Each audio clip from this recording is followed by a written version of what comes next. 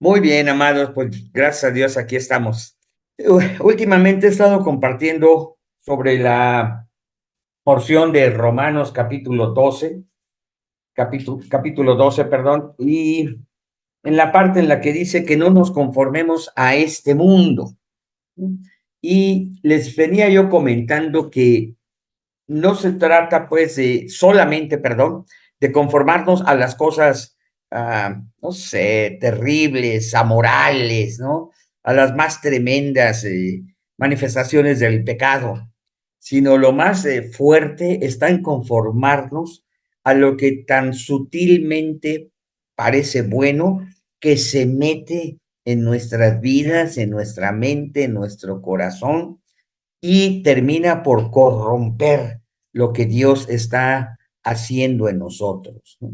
El conformarnos es hacernos a la forma de. Y bueno, aquí hay muchas cosas que podríamos platicar y algunos podrían decir es bueno, otros podrían decir no, no lo es, ¿no?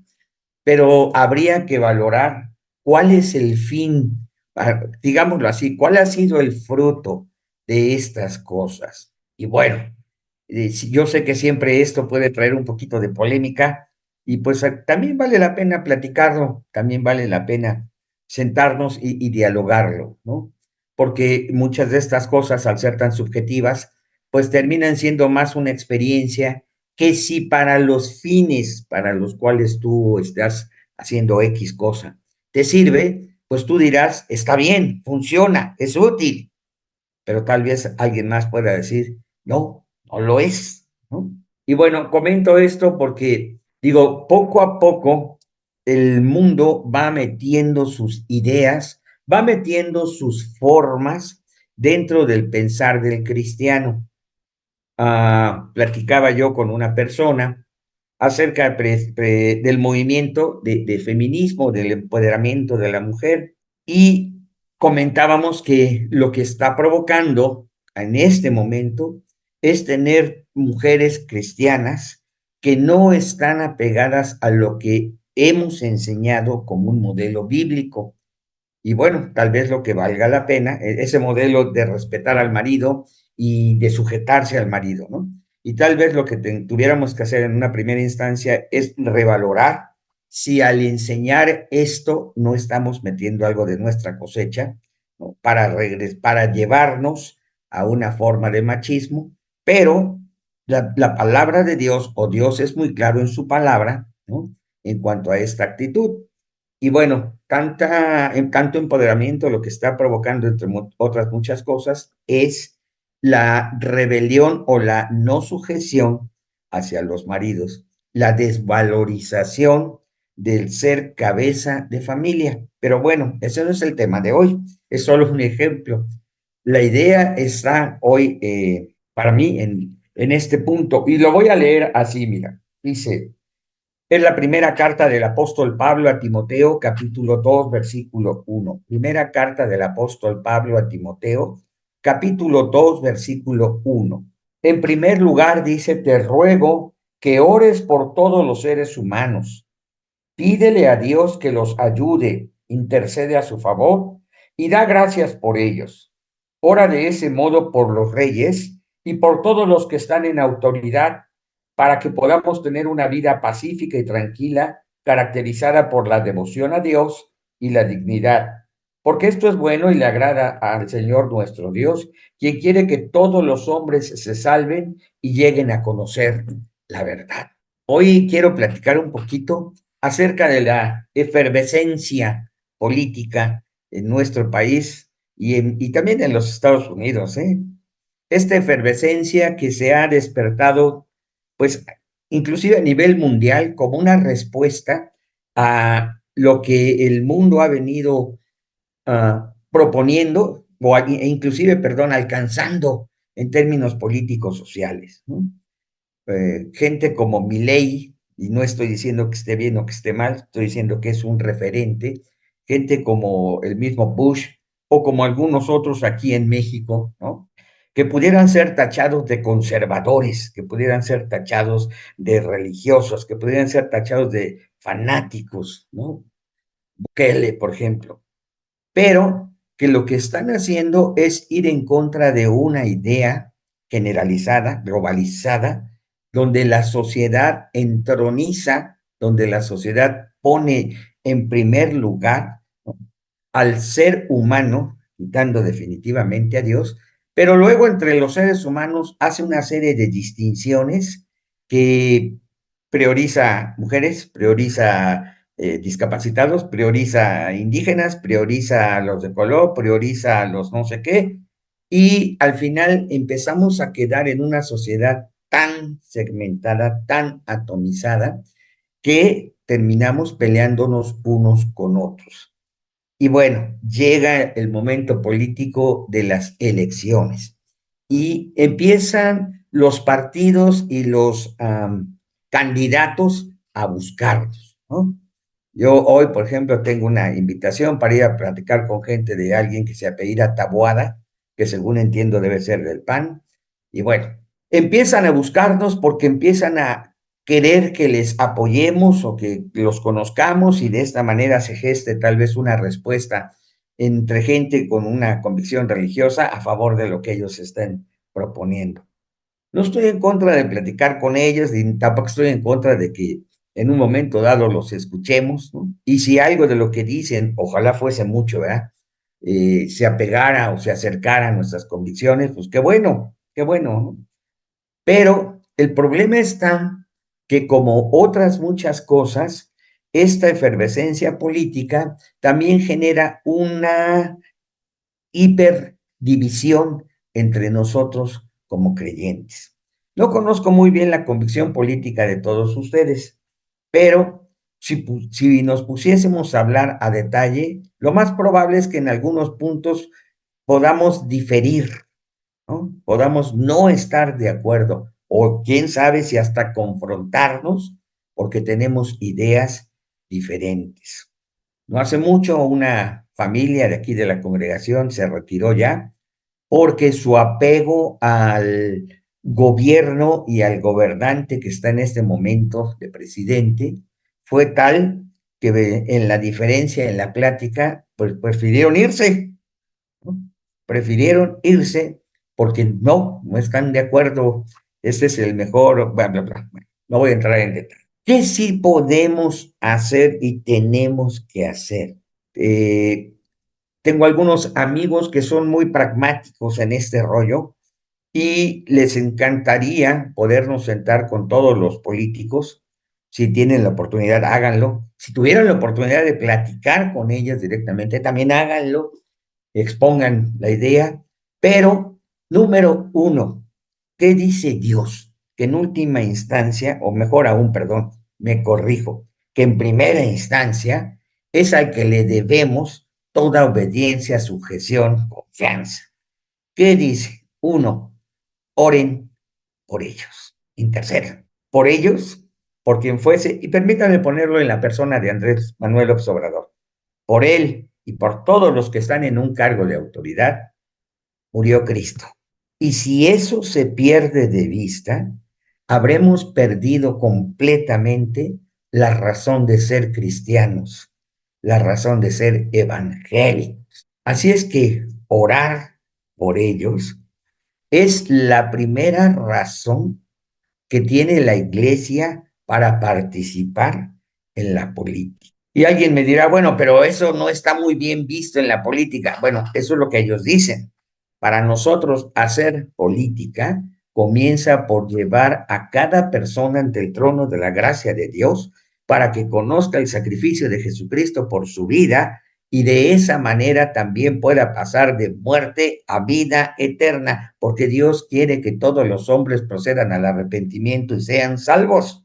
Puede ser que el presidente o los secretarios o quien sea, o su política sea buena o no, eso es lo discutiríamos en otro momento, pero de que si hoy mueren, la mayoría de ellos no irán a la presencia del Señor, sino a muerte eterna, eso es un hecho, ¿eh?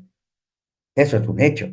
Y si tú tuvieras la oportunidad de predicarles, de estar con ellos y dialogar, y no les predicas, algo mal está pasando. Pero para que eso suceda, número uno, entonces, necesitamos orar por cada uno de ellos. Y en esta oración, lo voy a leer como dice en esta versión, dice, que ores por todos, pídele a Dios que los ayude y tú intercede por ellos. Pídele a Dios que los ayude y tú intercede por ellos. Mira, ahí está la dirección de cómo orar. Porque yo podría orar no estando de acuerdo. Señor, quítalo. Señor, que caiga fuego sobre su cabeza. Señor, que haya juicio sobre su vida. Podría orar muchas cosas así, ¿verdad? Pero la oración es, pídele a Dios que Dios los ayude para gobernar esta nación o la nación de los Estados Unidos o cualquier nación centroamericana, ¿verdad? Suramericana ahora también. Se requiere que Dios esté a favor o que esté del lado de quien está. eh, Permítanme citar esto. Se necesita que Dios esté dirigiendo, esté cuidando, ¿no? Ayudando a quienes están en ese lugar de eminencia. Bien, pídeles también, intercede por ellos. Yo no sé cuál sea las necesidades que tuviera el señor López Obrador. Debo pensar que económicamente no tiene ninguna, pero la verdad es que como cualquier ser humano, tiene la necesidad de Cristo Jesús, porque si no, el Señor va camino al infierno. Podrá tener buenas intenciones, pero él si muere y no tiene a Cristo en su corazón, será una persona perdida para la eternidad. Y a ti y a mí, como cristianos, cuanto más como ministros, esto debería ser lo primero que nos interese. Dos, Romanos capítulo 13, sujeción y respeto. Ahora, sujeción. Hablemos primero del respeto.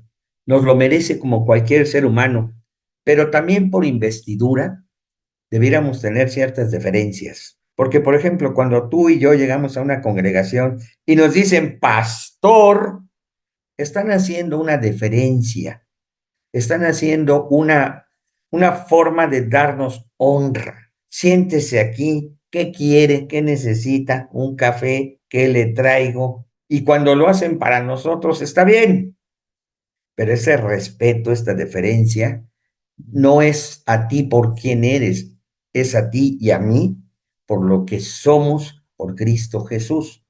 Pastor. ¿Cuánto más digo yo? También hay que hacerlo con los que están en autoridad en el ámbito civil, ¿no? En este caso, el ámbito de gobierno. Respeto. Sujeción. Es ahí donde muchos nos cuesta o les cuesta más trabajo, porque no estamos de acuerdo en todas las cosas que se hacen, porque vemos que algunas de las decisiones, algunas de las actitudes, algunas de las cosas que se están planeando van definitivamente en contra de lo que hemos nosotros asumido, tomado como una convicción de vida.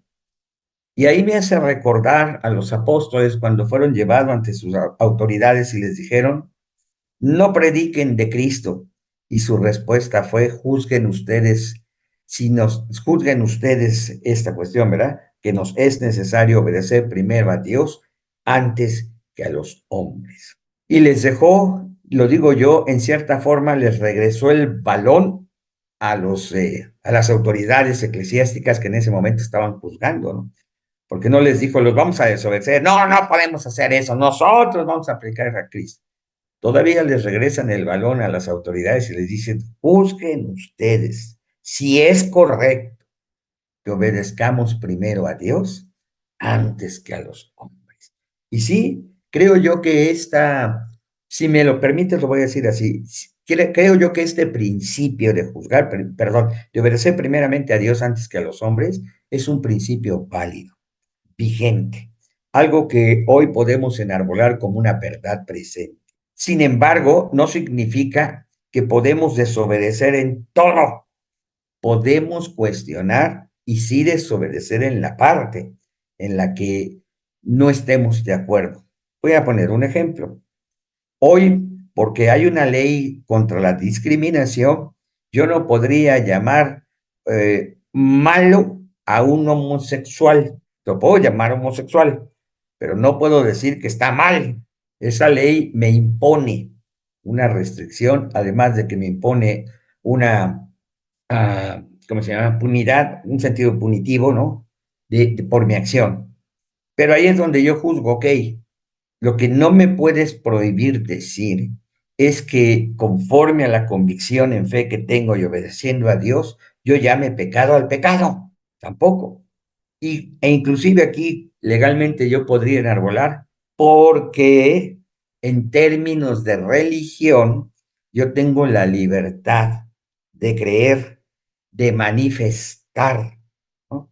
De decir, de enseñar, de proclamar lo que mi fe me dice. Lo que no puedo es ofender al otro. Está bien, no me interesa ofender porque al fin y perdón, amo a mi prójimo, pero llamar pecado al pecado no me lo pueden prohibir. Y es ahí donde se empieza a dar, bueno, ya la oportunidad de seguir dialogando en ese sentido. Sin embargo, respetar, sujetarnos a la autoridad. Yo diría que hay X, y por X quiero decir muchísimas cosas en las cuales debemos estar sujetos a las autoridades. No puedes andar, perdón, en la calle en tu auto corriendo y pasándote los altos porque a ti te parece que tienes la licencia de Dios, ¿no? No, aunque tengas la licencia de Dios, pues hay reglas que hay que cumplir, ¿no? Pues digo, parece así como muy absurdo, pero a veces hacemos cosas como es. Entonces, uno es interceder por las autoridades, rogar que Dios les ayude, que interceder por ellas y rogar que Dios les ayude. Eso es lo primero que podemos hacer hablando de política. Y lo segundo que podemos hacer entonces es estar sujetos. Porque si yo estoy sujeto y respeto, entonces también tengo derecho a expresar mi opinión, a manifestar lo que yo creo, ¿no?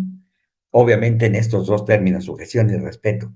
Pero, número tres, yo diría, ¿qué es lo importante y lo que trasciende? Pues hermanos amados, no hay un mensaje más radical que cambia al mundo, a las sociedades, a los gobiernos, porque cambia a las personas, que la predicación del Evangelio. No hay otro mensaje que podamos y tengamos que dar. Hace algunos años, cuando el señor Fox era candidato, tuve la oportunidad de que me invitaran a la casa del candidato, la casa política, ¿no? A platicar con él, pero también fue otro pastor. En ese momento ese pastor era el director de las Sociedades Bíblicas de México y yo iba como el director de la Liga Bíblica de México, creo, ¿eh? Ya ni me acuerdo, pero pues yo fui ahí. Tuvimos media hora para platicar con él. El otro pastor se tomó como 20, 25 minutos, ya no me acuerdo, hablando de política. Y le decía, no te pelees con fulano, no te pelees con sutano. En ese entonces creo que estaba el jefe Diego y el otro, ya no me acuerdo ahorita, Cárdenas, ¿no? Y este amigo se la pasó diciéndole, pues, no pelees, mira, habla así, y los evangélicos te van a seguir si tú dices esto. Pues ya, acabó. Y yo tenía, pues en mi cabeza nos dijeron 30 minutos y yo soy bien respetuoso, así es que en mi cabeza yo tenía 5 minutos para decirle algo y yo le prediqué de Cristo. Y en los 5 minutos que tuve, le hablé del pecado, del arrepentimiento, de la muerte de Jesús en su lugar y de la oportunidad de recibir a Cristo en su corazón. Y oramos y se acabaron mis 5 minutos, ya no hubo más. Pero ese mensaje Dios ha prometido que Él respaldará su palabra, que Él hará que no vuelva vacía. Yo no sé si Fox fue un buen presidente o no, táchalo como quieras, pero de que escuchó el Evangelio de Jesucristo ese día, lo escuchó. Que tal vez en otras ocasiones también lo haya escuchado, antes o después. Bendito sea Dios que le dé todas las oportunidades posibles, también para el señor Andrés López Obrador. Pero si tú y yo queremos ver un México transformado, si queremos ver que no nos estén ganando partida con una ideología o con ideologías completamente contrarias a la palabra, nuestra mejor arma es el Evangelio. Esa es la espada, la palabra de Dios, puesta en el corazón, en la mente de cada persona. Y no podemos atacar con otra cosa, ¿eh? Entre toda la armadura del Señor, ¿no? Toda esta armadura que hemos de ponernos, solo la espada es la que nos va a servir para poder atacar. Palabra, evangelio. No hay más. Después de eso, y en lo que haya las oportunidades, pues hacer política sería, digo yo, hacer discípulos, nada más. Ay, qué rico café.